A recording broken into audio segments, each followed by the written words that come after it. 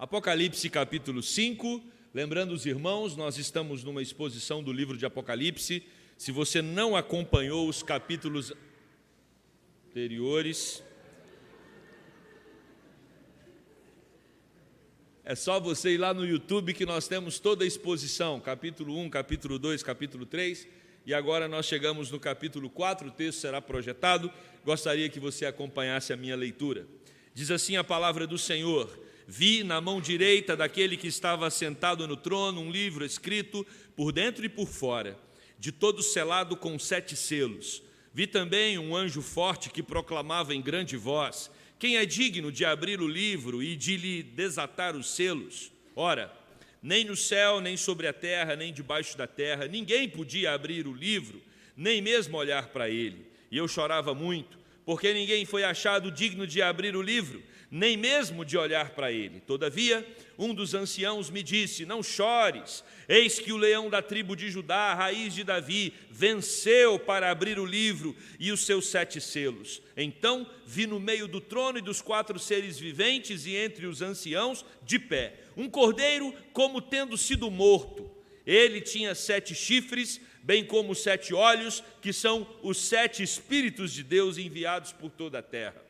Veio, pois, e tomou o livro na mão direita daquele que estava sentado no trono. E quando tomou o livro, os 4 seres viventes e os 24 anciãos prostraram-se diante do cordeiro, tendo cada um deles uma harpa e taças de ouro cheias de incenso, que são as orações dos santos, e entoavam um novo cântico, dizendo: digno és de tomar o livro e de abrir-lhe os selos, porque foste morto, e com teu sangue compraste para Deus os que procedem de toda tribo, língua, povo e nação, e para o nosso Deus os constituíste reino e sacerdotes, e reinarão sobre a terra. Vi e ouvi uma voz de muitos anjos ao redor do trono, dos seres viventes e dos anciãos, cujo número era de milhões e milhares de milhares, proclamando em grande voz: digno é o cordeiro que foi morto de receber o poder e a riqueza e sabedoria e força e honra e glória e louvor. Então ouvi que toda criatura que há no céu e sobre a terra, debaixo da terra e sobre o mar, e tudo que neles há, estava dizendo: àquele que está sentado no trono e ao Cordeiro, seja o louvor e a honra e a glória e o domínio pelos séculos dos séculos. E os 4 seres viventes respondiam: amém. Também os anciãos prostraram-se e adoraram. Amém.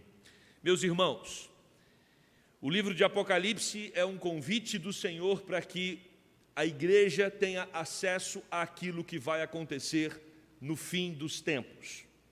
O livro significa revelação, é o descortinar da vida eterna. Já falamos nos domingos anteriores que quando olhamos para o livro de Apocalipse, somos convidados a entender que existe algo que vai além dessa terra. E Deus convida João para que pudesse acessar as informações desta realidade que ainda nós não tomamos posse dela. E João, então, ele começa, a partir do capítulo 4, a perceber as coisas eternas que estão preparadas para os santos, para aqueles que creem em Jesus. Até o capítulo 3, nós vimos que Deus está tratando das igrejas aqui da terra. A partir do capítulo 4, Deus começa a tratar com João, então, a respeito daquele que está sentado no trono. João vê o que está no trono. O trono de Deus é lugar de louvor e de adoração, vimos no domingo passado. Agora no capítulo 5, a figura ainda é o trono de Deus, mas nós vamos aprender que esse trono é lugar de poder, é de onde Deus rege todo o universo. O nosso Deus está assentado num trono, o trono soberano, e é dali que Ele cuida de toda a terra, de todo o planeta, de todo o universo. Meus queridos, quando nós observamos esse texto, ele pode ser dividido em 3 partes. A primeira parte dele vai mostrar um drama marcado pelo desespero. A segunda parte vai falar sobre a esperança e ele vai terminar com a adoração. A nossa vida é assim. Se você olhar o livro de Salmos, é desta forma que o salmista muitas vezes se expressa. Nós temos uma situação difícil, algo complicado que precisamos enfrentar, e neste momento, às vezes nós somos convidados a ter um tempo de angústia, de preocupação, de ansiedade, mas de repente Deus vem, soluciona aquilo para nós, e isso faz com que a nossa esperança seja realimentada, e nós então louvamos ao Senhor. É assim que funciona o coração do crente. Essa dinâmica é uma dinâmica que nos marca o tempo todo. Numa segunda-feira você pode ter um dia tranquilo, maravilhoso e sereno. Um problema pode acontecer na terça e você se angustiar diante desse problema. E aí, você também não pode esquecer que na quarta-feira o Senhor pode trazer a solução e você vai passar a quinta-feira adorando ao Senhor. Aliás, a Bíblia diz: o choro pode durar uma noite, mas a alegria vem pela manhã. Então nós somos um povo marcado pela esperança. Quando nós perdemos a esperança, quando nós deixarmos de acreditar que a mudança pode acontecer, isso certamente vai trazer uma angústia muito profunda para o nosso coração. A igreja estava sofrendo naquela época, um sofrimento bem diferente do sofrimento que nós temos hoje. Não é que nós não sofremos hoje, sofremos, mas a igreja tinha uma perseguição muito intensa. Havia uma hostilidade muito grande dos poderes da época por causa do Evangelho. Quem afirmava que era um seguidor de Jesus Cristo, quem afirmava que Jesus Cristo era o seu Quírios, o seu Senhor, o dono da sua vida, automaticamente estava dizendo que o imperador não era o dono da sua vida. Isso era uma afronta ao Império Romano. Por isso, o Evangelho foi tão perseguido no primeiro século. A igreja aqui está cansada. A igreja aqui já está perdendo por completo as suas forças, o seu ânimo, a sua alegria para continuar. Por isso, esse descortinar é muito importante. E a primeira coisa que João tem acesso aqui, a partir do versículo de número 1, é ao desespero. E qual é a situação que causa o desespero em João? O texto vai dizer que ele vê alguém que tem na mão, alguém que está no trono tem na sua mão, e é curioso isso, porque a Bíblia vai dizer que ninguém pode ver o Pai, Deus é invisível, Deus é Espírito, não dá para vê-lo, mas simbolicamente, é sempre bom lembrar, quando nós estamos tratando de Apocalipse, este é um livro com muito simbolismo. Se você for interpretar Apocalipse literalmente, isso vai trazer algumas dificuldades. Então João está vendo uma mão, é uma visão, não é literal, é simbólico. E na mão ele vê o quê? Um livro. O texto vai dizer que esse livro, a ideia, é que ele representa o plano eterno de Deus, na relação do Senhor com o ser humano. É onde Deus guarda, neste livro, todos os mistérios do trato dele com a humanidade. E o texto vai dizer que esse livro está selado, esse livro está lacrado totalmente, e ninguém tem acesso a esse livro. É como se João estivesse percebendo ali que a relação de Deus com o homem está lacrada, está bloqueada. Não há como o homem acessar a Deus e não há como Deus acessar o homem, porque esse livro que trata dos planos eternos de Deus para com o ser humano, ele está travado, ele está bloqueado, ele está selado. E o texto vai nos mostrar que João olha para aquela mão, olha para aquele livro e ali naquele trono nós temos a figura de um anjo forte, versículo 2, que proclama em alta voz: quem é digno de abrir o livro e desatar-lhes os selos? Ou seja, a situação é de desespero. A história do homem está lacrada dentro daquele livro. Ninguém tem acesso. Para que o homem volte a se relacionar com Deus, para que a história do homem seja uma história permeada pela presença de Deus, esse livro precisa ser aberto. E o anjo diz no versículo de número 2, o anjo forte, diz o texto, interessante, essa figura de anjo forte, ele proclama quem é digno, quem é capaz de abrir esse livro, para que a história humana seja permeada por Deus, e no lugar da morte, impere a vida, no lugar das trevas, chegue a luz, no lugar da guerra, venha a paz. Quem vai quebrar esses selos? Quem vai permitir, ou quem tem poder para possibilitar a presença de Deus na vida do homem novamente? O versículo 3, ele diz claramente que caso o livro não seja aberto, toda a criação será extinta. Essa é a ideia. Por isso, alguém precisa abrir o selo. E surge uma pergunta, né? Provavelmente João fica ali na cabeça dele, tentando imaginar quem pode abrir aquele livro para que o amor de Deus seja novamente derramado nos corações dos homens. Será que seres celestiais? Não, eles não são capazes. Os anjos não podem. Será que os imperadores? Não, eles também não podem. Será que os bilionários do mundo? Não, eles também não podem. Quem então pode abrir aquele livro para que Deus volte a reinar sobre o seu povo? Desespero profundo. O império das trevas parece dominar o cenário. Agora não há outro caminho senão a morte. A impressão, a sensação que João tem é que a vida é simplesmente um caminhar neste mundo e terminar na sepultura. Já não há mais esperança para o homem. O que foi abordado por Salomão em Eclesiastes. O desespero que Jó também vivencia ali no meio do livro, demonstrando claramente que viver nesse mundo não tem sentido, não tem significado. Se esse livro não for aberto, a vida não vale a pena. Se esse livro não for aberto, nós estamos inseridos num niilismo, num vazio, numa falta de sentido, de porquê. Meus queridos, qual a razão de continuarmos? Nós sabemos que muitas pessoas dão cabo às suas vidas, se suicidam. Esses números não são divulgados para que não estimule outros a fazer a mesma coisa. Mas nós sabemos que na sociedade, milhões de pessoas se sentem encurraladas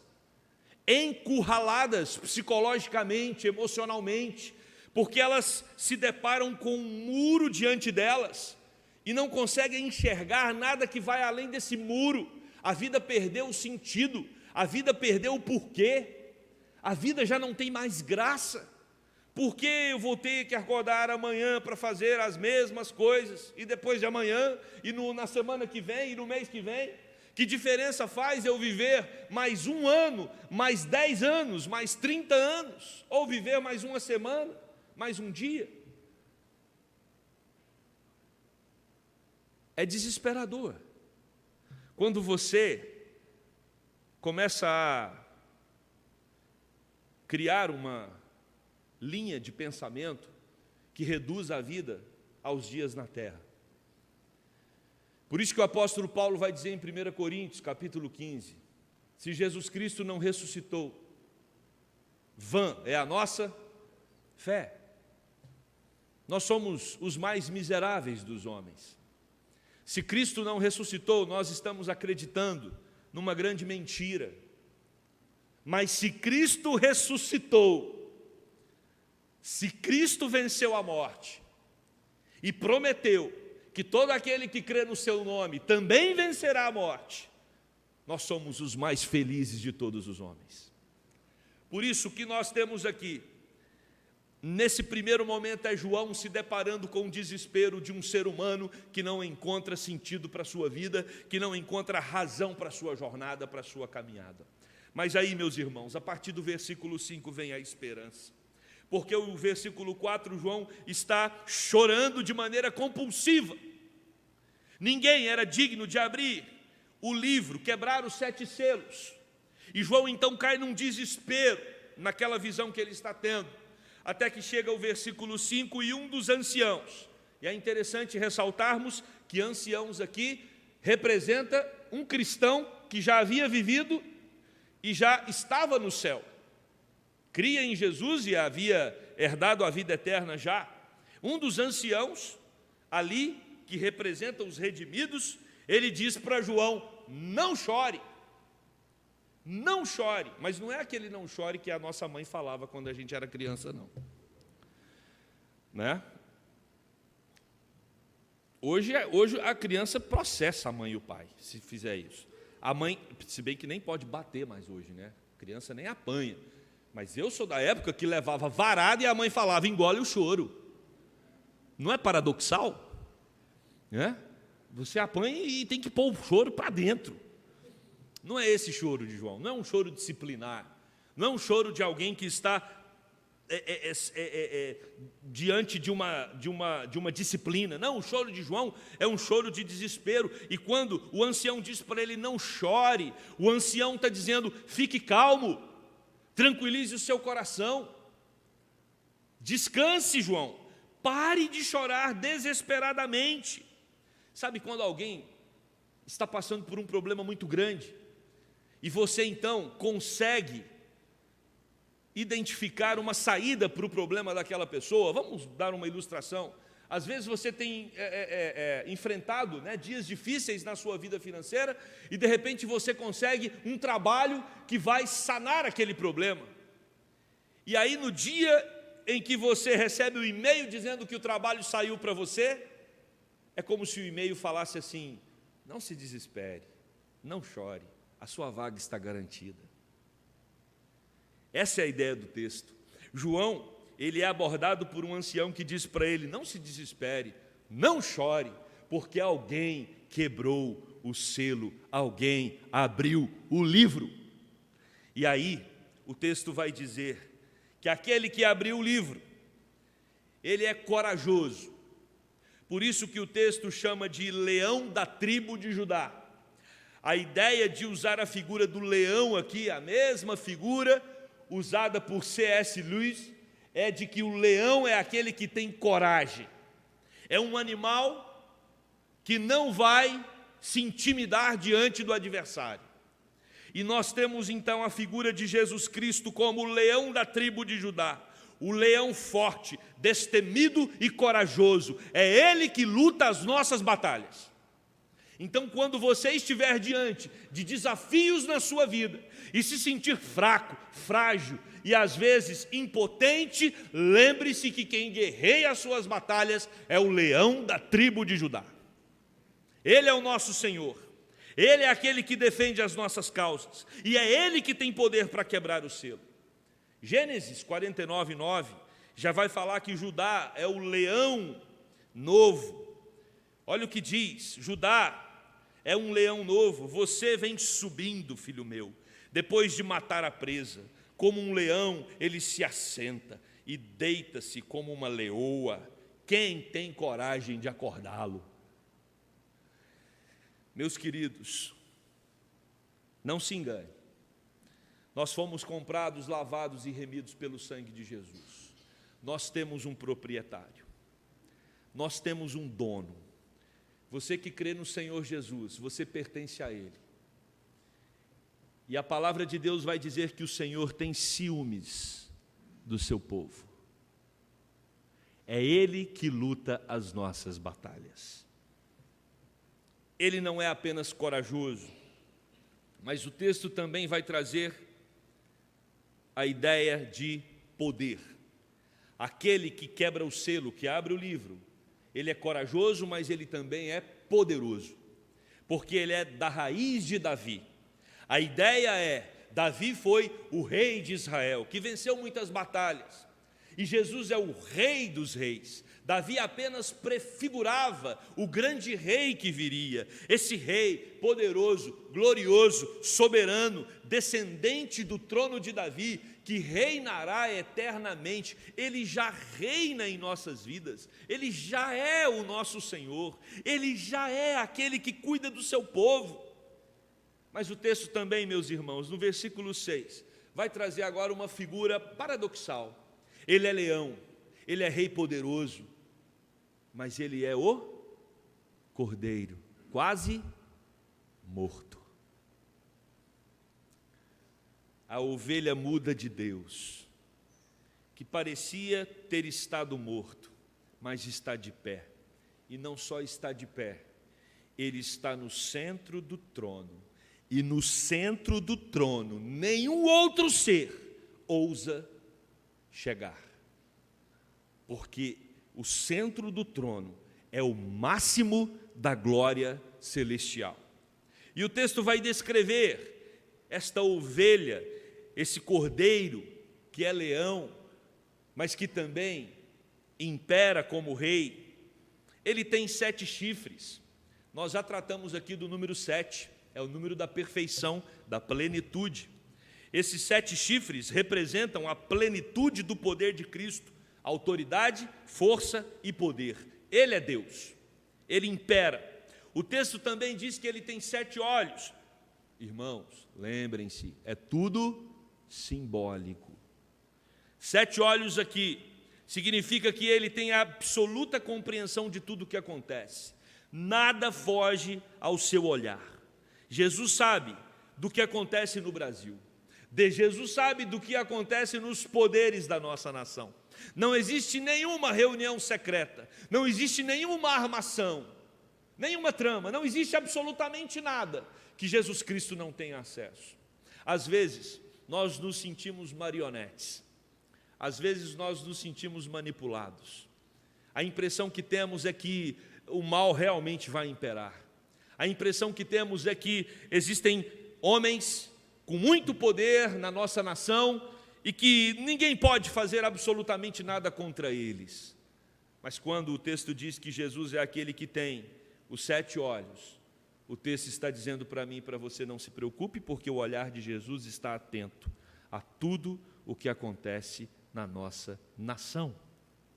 Mas Jesus também está atento a tudo o que acontece na sua vida. Por isso que ele é o bom pastor que cuida das suas ovelhas. E o texto vai dizer que os 7 espíritos, que representam o Espírito pleno de Deus, que habita em Jesus Cristo, o Espírito perfeito, que é derramado em toda a terra. E o verso 7, meus queridos, vai nos mostrar que esse Jesus, ele recebe o livro, e isto significa, Hebreus 2, 8 e 9 vai nos mostrar isso, que isso significa a sua coroação. Quando Jesus recebe o livro, depois de ressurreto dentre os mortos, isso significa que aquele que venceu a morte, o cordeiro que havia estado como morto, agora tem acesso a esse livro. E isso significa que ele tem poder como Pai, que ele vai governar sobre todo o universo, assim como o Pai, ele é Deus como Pai. É assim que nós o vemos diante do livro. Olha o que fala Apocalipse 22, 1. Então o anjo me mostrou o rio da água da vida que, claro como cristal, fluía do trono de Deus e do Cordeiro. Ou seja, claramente Jesus Cristo está assentado no trono, como Cordeiro de Deus que tira o pecado do mundo. Logo que o Cordeiro recebe esse livro, existe uma eclosão de adoração, porque a esperança brotou nos corações daqueles que entendem que somente Jesus Cristo é capaz de dar sentido novamente para a nossa vida. Ninguém pode resolver o problema da morte, ninguém é capaz de trazer luz a um mundo mergulhado nas trevas, somente Jesus Cristo. E essa é a ideia do texto. Essa eclosão em adoração, ela vem porque Jesus Cristo, ele reata o relacionamento de Deus com os homens. Somente por meio de Jesus Cristo nós temos acesso a Deus. E aí, meus irmãos, o verso de número 8 traz uma expressão maravilhosa que eu queria que você guardasse no seu coração e lembrasse dela quando orar. Olha o que diz o verso de número 8. Está projetado ali. Vamos ler juntos? E quando tomou o livro, os 4 seres viventes e os 24 anciãos prostraram-se diante do Cordeiro, tendo cada um deles uma harpa e taças de ouro cheias de incenso, que são as orações dos santos. As nossas orações, elas chegam à presença do Senhor por meio de taças de ouro cheias de incenso. Quando nós adoramos ao Senhor no culto público, esse louvor, meu irmão, ele chega até a presença do Senhor, como uma taça de incenso. Quando você no seu quarto, depois de fechar a porta, busca ao Senhor em secreto, a sua oração, ela chega até o Senhor como aroma suave. E aí, meus queridos, se você tem um primeiro momento de desespero, depois você tem a esperança por meio do Senhor Jesus Cristo, que é o único que pode abrir aquele livro e quebrar os selos, agora não tem como o resultado ser diferente. E o resultado é a adoração. Versículo 9 fala de um novo cântico, porque é o cântico da redenção. E nós temos aqui 3 hinos vindos de diferentes adoradores. O versículo 9 e 10 vai tratar do primeiro hino, que são os 4 seres viventes e os 24 anciãos. Eles vão aclamar a dignidade do Cordeiro para receber o livro e abrir. Ou seja, Jesus é digno de abrir aquele livro. Depois nós temos os versos 11 e 12, que vão tratar sobre o segundo hino. Milhões de anjos proclamando em grande voz que o Cordeiro de Deus é digno de todos os atributos possíveis. E onde no texto fala que Jesus é digno de todos os atributos? Através dos atributos que são colocados aqui: poder, riqueza, sabedoria, força, honra, glória e louvor. Quantos são os atributos? 7.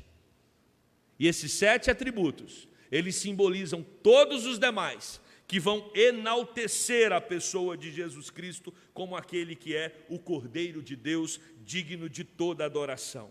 Então, o primeiro hino são os 4 seres viventes e os 24 anciãos. O segundo hino são milhões de anjos proclamando em grande voz os atributos de Cristo. E o terceiro hino é um hino de louvor de todo o universo ao Cordeiro e ao Pai, terminado com o amém dos seres viventes. O Cordeiro é exaltado por causa da sua obra redentora, que possui 4 qualidades específicas no texto. A primeira é para Deus.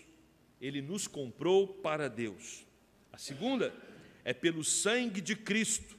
Foi pelo sangue dele que ele nos comprou. A terceira trata da abrangência, ou seja, vai atingir toda a tribo, raça, língua, povo e nação. 4, faz dos remidos um reino. Nos fizestes reino de sacerdotes. Esse é o tema do ano da igreja.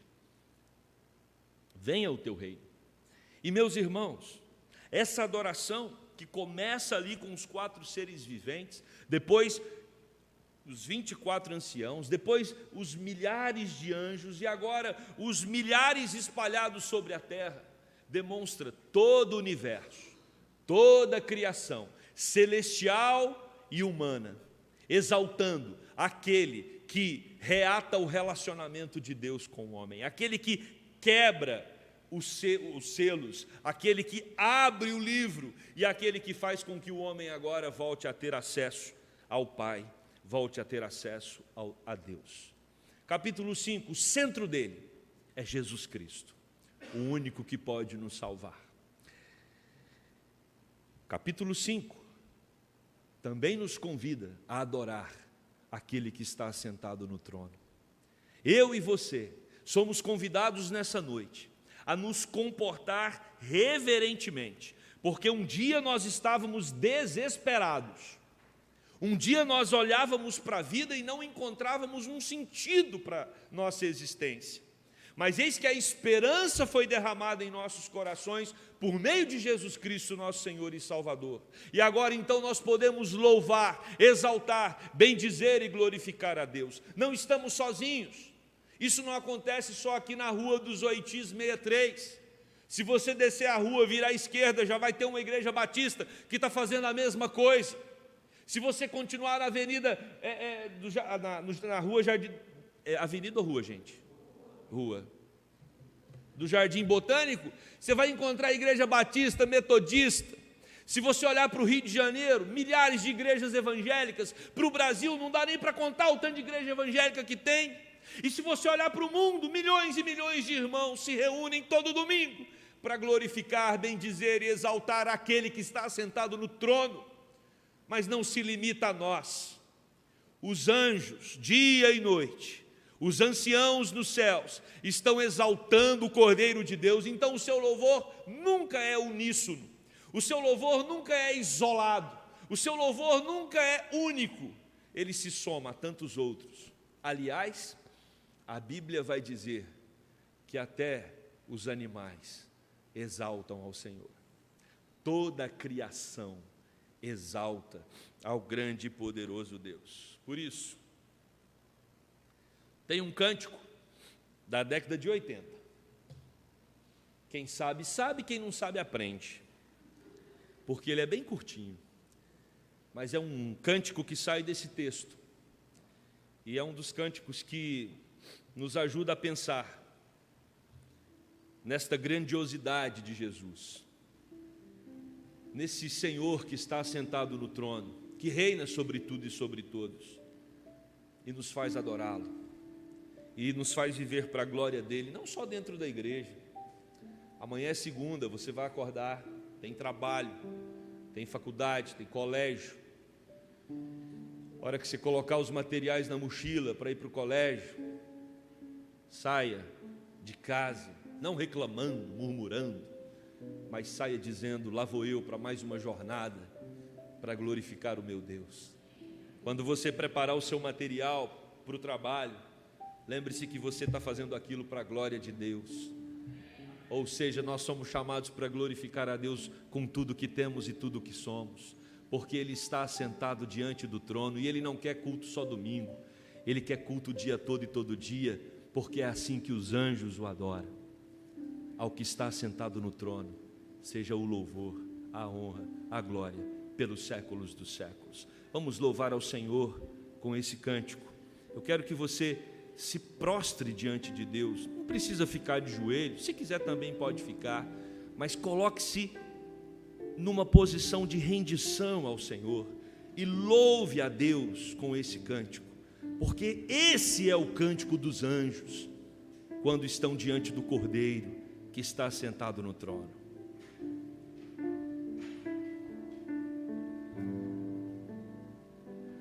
Ao que está sentado no trono e ao Cordeiro seja o louvor e a honra e a glória e o domínio pelos séculos dos séculos. Amém. Vamos louvar mais uma vez. Quero que só a igreja cante nesse momento. Ao que está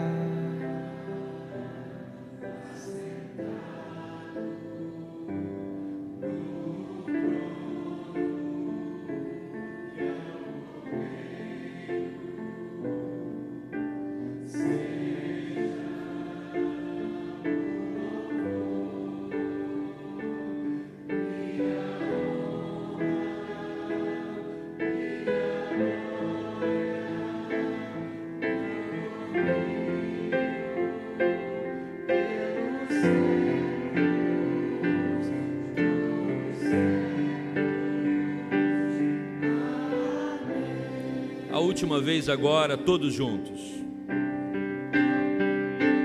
ao que está sentado no trono e ao Cordeiro seja o louvor e a honra e a glória e o domínio pelos séculos dos séculos. Amém. Querido Deus e eterno Pai, Deus único, grande, poderoso, majestoso, que se assenta no sublime trono. Somos seus súditos, somos seus servos, Somos aqueles que foram comprados, lavados, remidos pelo sangue do Cordeiro. Somos aqueles que tiveram acesso à poderosa, estrondosa mensagem da salvação. Ó Deus, e se porventura tem alguém aqui nessa noite que ainda não experimentou da salvação em Cristo Jesus, do amor grandioso, poderoso, que foi manifestado na cruz do Calvário com aquele derramamento de sangue. Ó Deus, se tem alguém nos acompanhando pela internet que ainda não experimentou desta salvação única em Jesus, que o Teu Santo Espírito esteja desvendando os olhos, que o Teu Santo Espírito, Deus, esteja convencendo, para que essas pessoas possam encontrar esse amor gracioso, que nos enche de esperança e que nos leva a Te adorar o tempo todo, em todo tempo, Deus. Pai querido, quanto a nós que já cremos em Cristo, nos ajude a ter a consciência de que agora nos somamos aos milhões de anjos que Te exaltam dia e noite. E também, Deus, com as nossas obras, com as nossas palavras, com o nosso trabalho, nos nossos relacionamentos, queremos ser adoradores o tempo todo. Faça de nós homens e mulheres que Te adoram em espírito e em verdade, Pai. Essa é a oração de um povo que Te ama, essa é a oração de um povo grato, de um povo que Te adora, porque reconhece em Cristo a salvação. E que o Senhor, Deus, seja exaltado através das nossas vidas, em nome de Jesus, amém e amém.